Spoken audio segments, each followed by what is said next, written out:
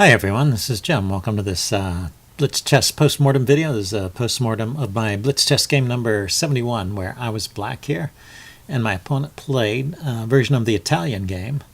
So let's look at this. e4, e5, knight f3, knight c6, and bishop c4. So this is the Italian game, or the Giuoco piano, which is Italian for gentle game or soft game, something like that. And I play bishop c5, the most common move here, and this does allow the Evans gambit with b4, but the most common move is c3, and that would be straightforward Giuoco piano.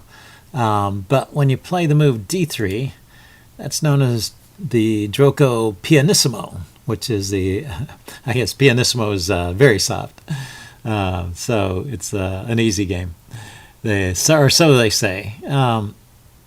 Now white's not trying for too much here, and you see that the opening advantage isn't particularly great. There is a trap here, though, which is if you play d6 right away, just sort of mimicking your opponent's moves here. The move is a new variation. The move knight to g5 is very annoying, and I guess it's not winning. Okay, but you got to play knight h6, which maybe you don't want to put your knight there. Anyway, that's kind of an annoying move. So it's considered better and to play knight f6 here first, which is what I played in the game. And the idea is that if he plays a move like knight g5 now, you can just castle and defend the pawn with your rook. Okay, so here we go. He plays bishop e3, not the most common move here, but you know, it's just trying to counteract the pressure from my dark squared bishop here. I retreat to b6, where I'm defended by the rook pawn, so if he exchanges, then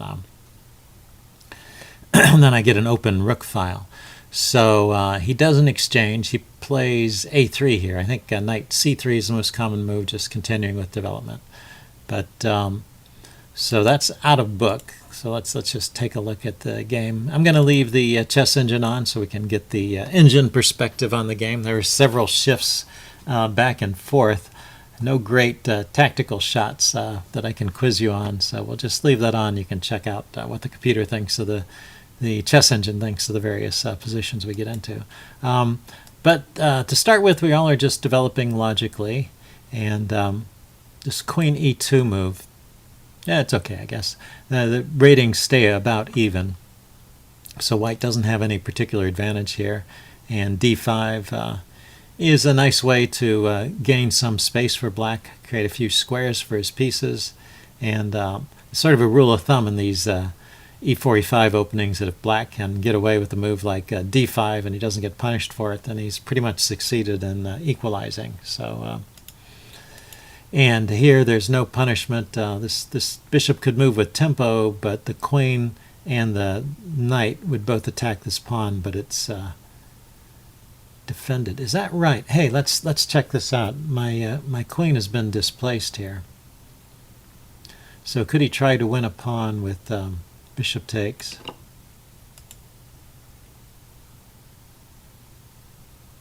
Pawn takes. Knight takes e5. Knight takes e5. Oh, he can't. Well, this is a neat tactic to remember.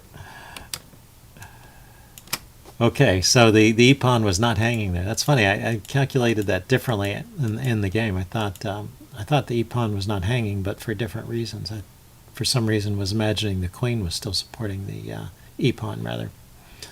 So he played knight takes d5. I played knight takes d5, and he played knight bd2. So this trick of trying to win the pawn would definitely backfire on white because of the skewer of the rook, and you can see that pretty clearly here. Okay, so knight bd2 he played, and it's one of the computer recommended moves, and the game is still pretty much even. It didn't, for some reason, approve of me grabbing the bishop. I usually think it's a good idea to grab the bishop. This dark squared bishop can become strong later in the game. But, well, I guess it thinks my more important priority is just to continue developing with a move like bishop e6. So I take the bishop, and now white has a slight edge here, up until This move e4, yeah. So it thinks he should castle and play a5. It's a little bit... Yeah, I was expecting him to castle at any time. He's got an open file here on the f file, and he should probably be trying to take advantage of it. So e4, and I don't play the best move there. I could have played rook d8, I guess, going after this pawn. I eventually come up with this idea that the backwards d pawn is a target. Yeah, so that retreat of the bishop was not the best way to play. He should have just exchanged there. Because I can take the bishop, and now his rook is misplaced. And after I played rook a d8 and start piling up on this pawn, he retreats the rook, and that's a mistake. The computer is recommending knight c4 as a way to keep the best position for white, but it still thinks black is slightly better. So after rook a1, though, I can just win a pawn, basically. He can't defend this guy. So knight c4 is an interesting try, but I take the pawn, and he takes my bishop, and I take back. And now here is a real interesting moment. If you look at the notation tab, you see I played this move, rook e3, check, and grabbed another pawn, thinking, well, it'll just be 2 pawns up. But the computer, okay, it didn't like that at first. It was preferring the move rook takes d1, which is nearly as good. Yeah, now it's had time to reconsider. It's starting to demote rook e3 check.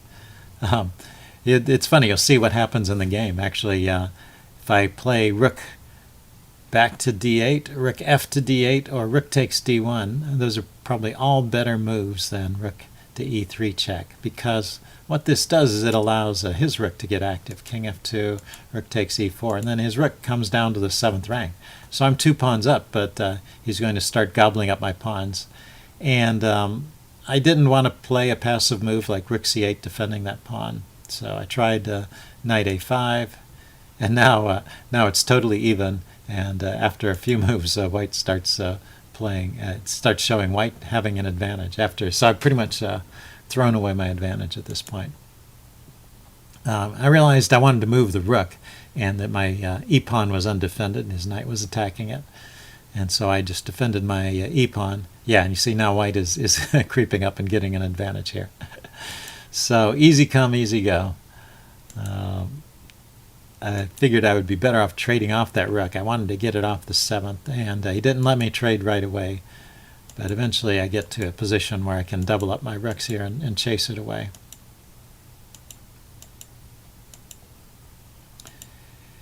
And here it says I'm pretty good. So I've managed to chase his rook off, and I have an advantage once again. But to maintain it, I should play the move knight to c4.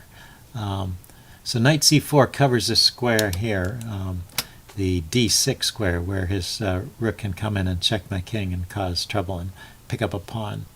So that would be a good move. I wasn't sure what I would do after he chases it, but I guess he can't chase it away without sacking another pawn. So knight c4 would have been good. I chased his knight away, but then he throws in this check, chases my king back, saves his knight, and now you see white is doing fine once again. So I'm trying to save my pawn, and he's doubling up his rooks here. So he exchanges on c4, and he's just staying active with his pieces, which is a great plan. And at this point, I'm losing this pawn, and I'm in danger of getting a bunch of checks. So I decide, and the computer agrees with this decision, I have to actually force a trade of rooks here, even if it means losing a pawn. So he takes, and then couldn't he have grabbed a pawn here with check? I thought he could have played this move. Hang on a second, let's back up. It's not his turn here, white's turn. Could he have played rook takes b7 check? King takes d6. No, he can't play that because his rook is hanging. Okay, I totally missed that idea. Yeah, so this rook c6 interrupts the defense of this rook. And so taking with check is no good because I take the rook. Okay, so he has to take the rook. So it was a better move than I realized. And then I take back with a pawn, and so I don't even lose a pawn here. But I still have these weak doubled pawns, and I am going to lose this pawn over here. but it starts to like black now. Thing is, I have this connected group of pawns over here on the king side that I can push forward. So thinks I should start though by playing rook b8 and going after white's weak pawn. Having an active rook in the endgame is very important. So that was a logical way to play. But I wanted to mobilize my pawn, so I started pushing him forward. And he moved his king to d2, which was a mistake. And basically the king wants to stay in front of the pawns. I guess he was getting out of the way of the onrushing pawns, but basically the king is a fighting piece in the endgame. It's got to stay in front of the pawns and hold them back. So the computer is recommending king f1, rook b7, king e1, just staying in this area, trying to activate this rook. So when he plays here, I deliver a check to see where the king is going, and he goes the wrong way. So now he's totally cut off and he can't stop these pawns. And you'll see suddenly the advantage switched to being, this is just a winning advantage for black. So now it's just a matter of technique, and I don't blunder from here on at least. I can just keep pushing this pawn because his rook is not in a place to stop it. He can deliver some checks here, and I need to get out of the way of the skewer. But he can only check me so many times. And then now it's a mate in 5 from here, starting with rook d2 check. I wondered about the move rook d2 check, but I decided there was no need to get fancy since I push f2 and I know I'm queening. And that's a mate in 6 anyway, so we'll get to see how this works. He just can't stop me from queening, and with queen and rook, doesn't matter. All these pawns are too far away.